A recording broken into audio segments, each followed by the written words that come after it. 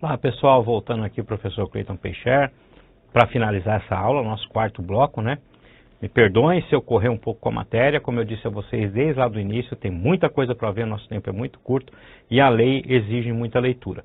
Então a gente vai passar o material aqui, eu vou narrando para vocês e a gente vai tentando adequar o nosso tempo ao material que vai ficar disponibilizado para vocês. Na aula, no bloco anterior, né, nós vimos até o artigo 12. Então agora vamos dar seguimento aqui, ver o artigo 13 da lei, olha só.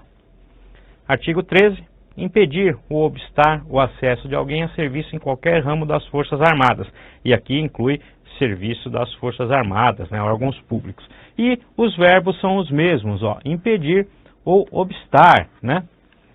Como em todos os outros anteriores, eu falei que essas condutas vão ser tidas aí até o artigo 14, né? Então vamos ver, ó, pena de reclusão de 2 a 4 anos. As Forças Armadas são um conjunto de instituições e forças nacionais permanentes de defesa e combate. Fazem parte das Forças Armadas o Exército, a Marinha, a Aeronáutica, as Polícias Militares e os Corpos de Bombeiros. O sujeito ativo é a pessoa que tem a incumbência de admitir o ingresso de alguém ao serviço militar. Pode ser tanto um funcionário subalterno como um autodirigente. Assim como no caso do artigo anterior, trata-se de delito formal, de forma livre e comissivo, no qual não se admite a aplicação do sursi processual. Artigo 14. Impedir ou obstar, e olha aqui novamente, né, os mesmos verbos, impedir ou obstar, né, por qualquer meio ou forma, o casamento ou convivência familiar e social. A pena de reclusão de 2 a 4 anos. A doutrina é unânime ao afirmar que qualquer pessoa poderá ser sujeito ativo deste crime. Todavia, há grande discordância tanto na doutrina quanto na jurisprudência em relação ao momento consumativo desse crime.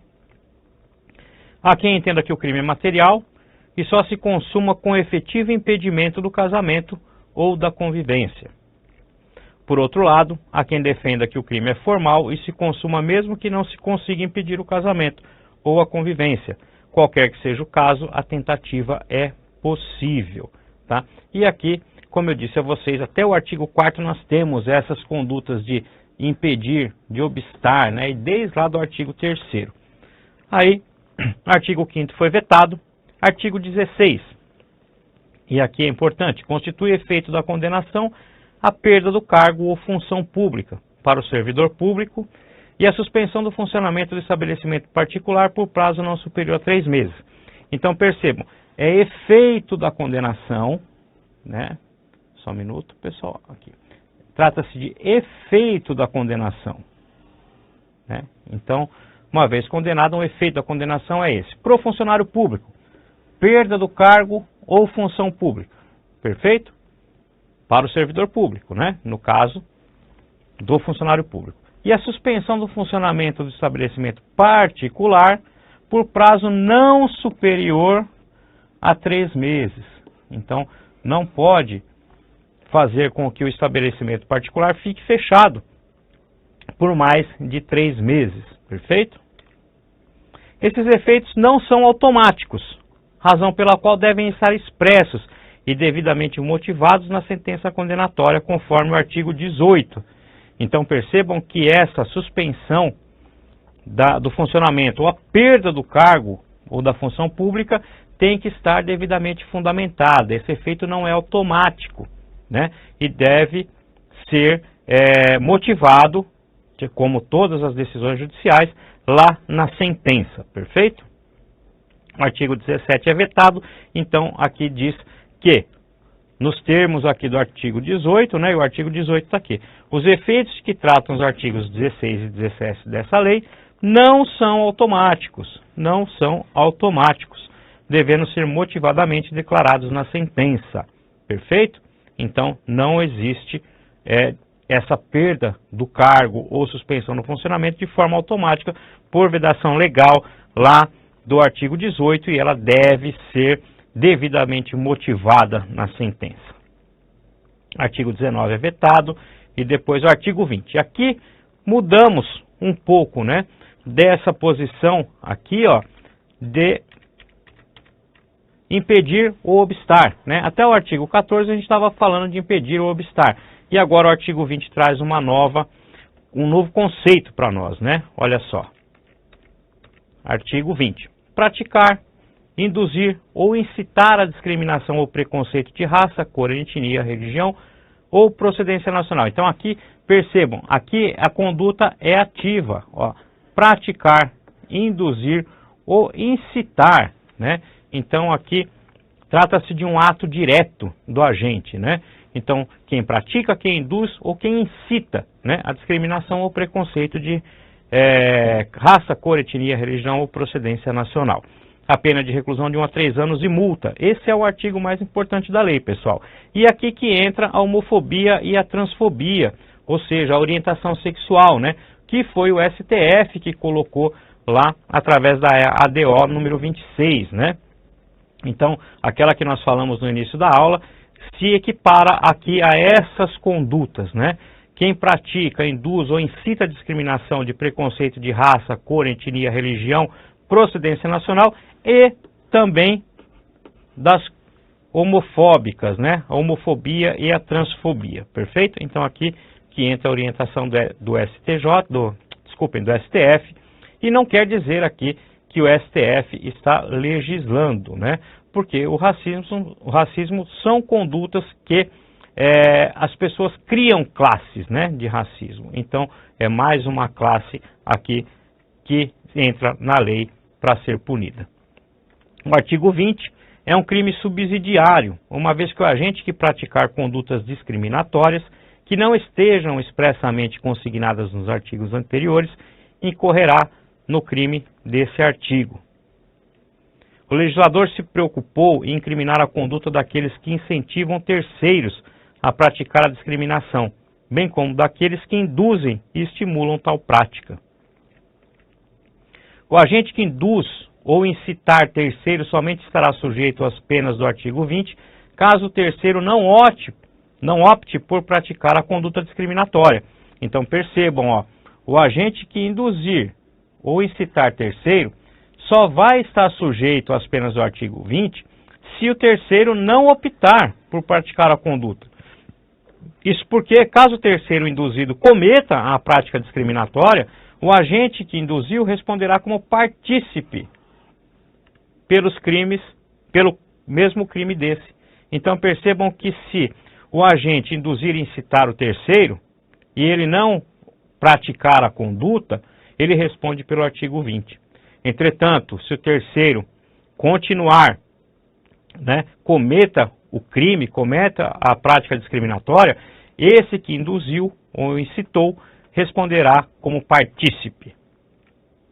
Qualquer pessoa pode cometer o crime previsto no artigo 20, razão pela qual estamos diante de um crime comum. O sujeito passivo é tanto a sociedade quanto a pessoa que sofreu o ato discriminatório. É um crime formal, que independe de um prejuízo concreto, sendo perfeitamente possível a ocorrência da tentativa. Importante salientar que, caso o crime seja cometido por meio de comunicação social ou publicação de qualquer natureza, a pena será de reclusão de 2 a 5 anos e multa, nos termos do parágrafo 2º do artigo 20 da Lei 7.716 de 89. Né? Então, por meio de comunicação social, aqui redes sociais, né? Ou de qualquer outra natureza, publicação, né? A pena será de reclusão de 2 a 5 anos.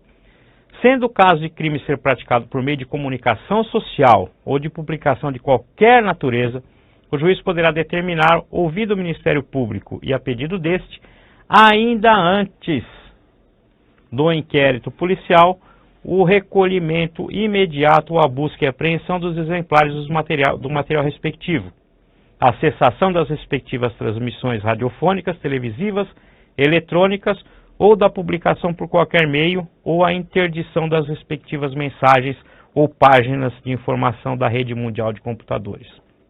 Então, aqui ouvindo o Ministério Público, cabe ao juiz tomar essas decisões, ainda que não tenha sido instaurado o inquérito policial. Perfeito? Seguindo.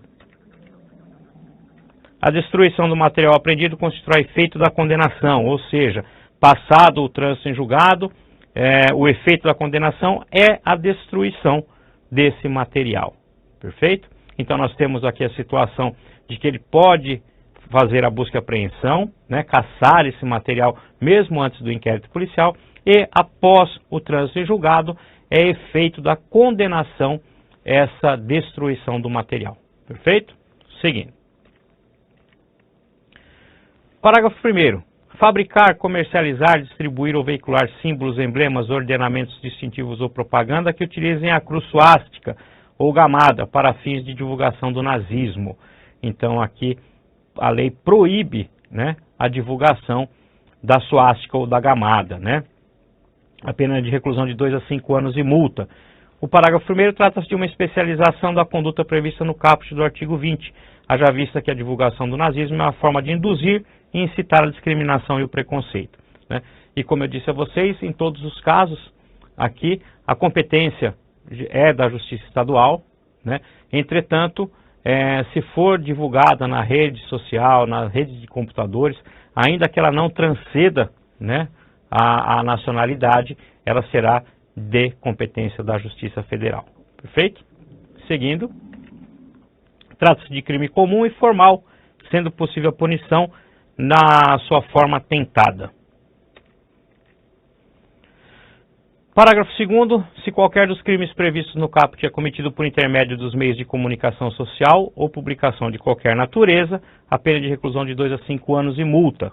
E o parágrafo 3º, no caso do parágrafo anterior, o juiz poderá determinar, ouvido o Ministério Público a pedido deste, ainda antes do inquérito policial, sob pena de desobediência, o recolhimento imediato ou busca e apreensão dos exemplares do material respectivo, a cessação das respectivas transmissões radiofônicas, televisivas, eletrônicas ou da publicação por qualquer meio, a interdição das respectivas mensagens ou páginas de informação na rede mundial de computadores, e o parágrafo 4º fala, na hipótese do parágrafo 2º, constitui efeito da condenação após o trânsito em julgado da decisão, a destruição do material apreendido, como eu passei para vocês. Perfeito?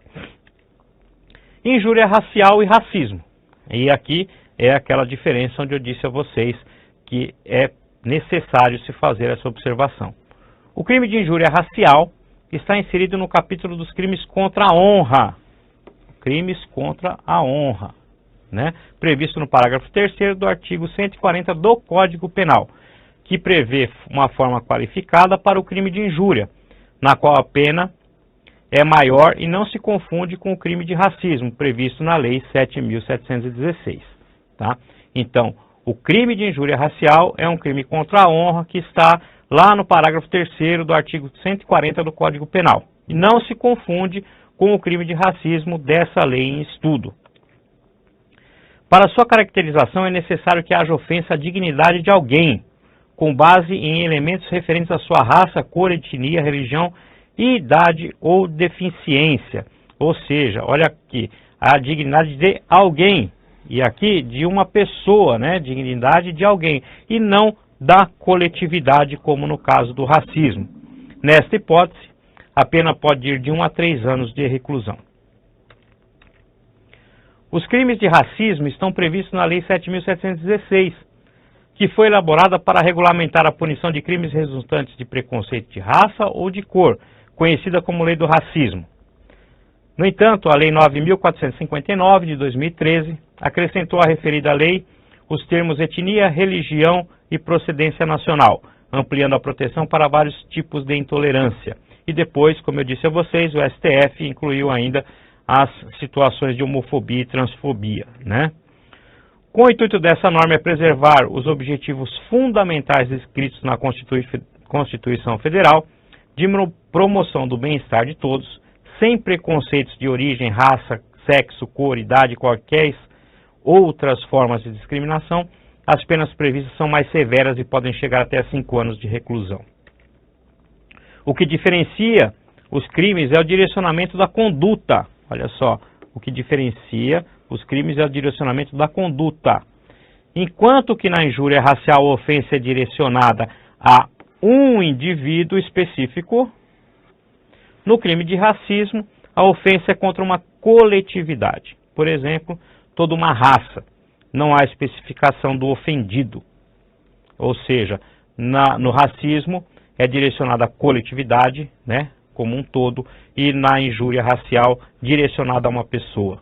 E aí ficamos, então, por aqui nessa nossa aula. Eu espero minimamente ter contribuído com vocês. Sei que é muito cansativa, como eu disse a vocês no início, essa aula é um tanto quanto difícil, até para o professor vir aqui passar para vocês, porque a lei é autoexplicativa e você tem alguns detalhes que tem que ir juntando com jurisprudência, juntando com entendimentos doutrinários para passar para vocês. O nosso tempo é curto, infelizmente, mas de toda forma eu espero ter contribuído. O e-mail está aí, sempre que tiver uma dúvida, manda para o professor Peixer, que na medida do tempo possível eu responderei, tá bom? Um grande abraço e até a próxima.